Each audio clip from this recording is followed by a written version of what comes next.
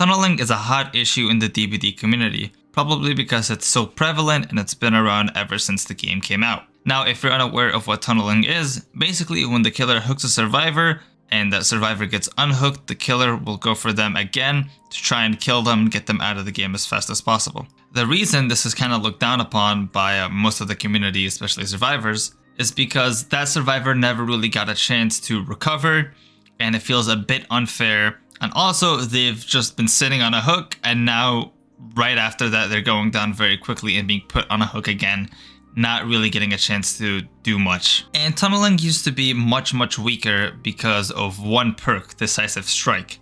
Basically, almost every survivor ran this perk because of how strong it was.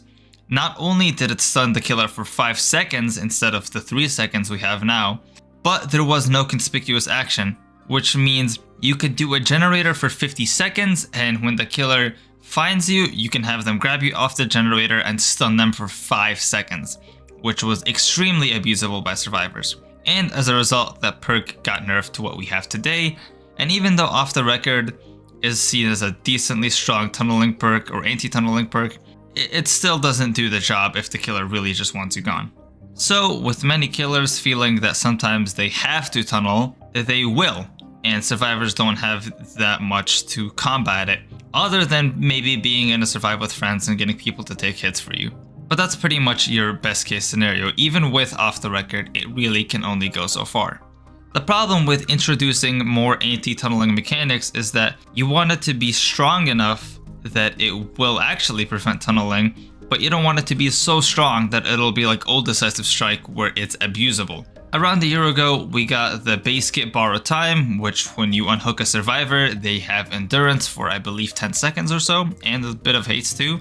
But even that is kind of abusable, and I'm not really making a case for them to remove it. I'm just saying it's a good feature, but survivors can still body block the killer with it, and it can be a little frustrating. So here's my proposition for a great anti-tunneling mechanic. And this one is also tied to an older perk that was also in the game. If you're a bit newer to the game, you're probably unfamiliar with what barbecue and chili used to do. While it still had its current effect of revealing survivors that are further than 40 meters away, it had a little bonus to it. And that bonus was for every survivor you hooked uniquely, you would get a stack that would increase your blood point bonus by 25%. So since you can only get 4 unique survivor hooks, you could get a total of 100% bonus at the end of the match to your blood points. Many killers, and I mean a lot of killers, including myself, would almost throw the game to get their 4 stacks of barbecue so we can get those extra blood points. My proposition is to make this base kit, and I think no one would be angry about this. Survivors will be happier because they would get tunneled less because killers want to go for more stacks of barbecue, and killers would be happy because they would be getting more blood points. And even then, if you still wanted to tunnel, you could. This doesn't change anything. I'm very confident this would highly reduce the rates of tunneling.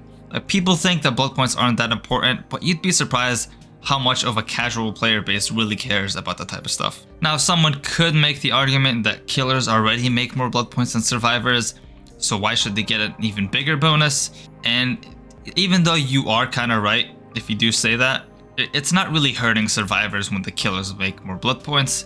Maybe just to circumvent this, survivors could just make more blood points in general. Just because I don't think there's a survivor equivalent of tunneling. I mean, there's what's called gen rushing, but I think that's an overused term because what are survivors supposed to do? Go search chests, cleanse dull totems? It's not interactive or fun. You can't punish survivors for not teabagging. Survivors really can't do anything that is similar to tunneling since the killer is mostly in control of the game and survivor is just one of 4. They can only do so much. But I really think this would be a great solution to prevent tunneling. Let me know what you think down in the comments. If you disagree, I would love to hear why. And yeah, that's pretty much it. Thank you for watching, everyone.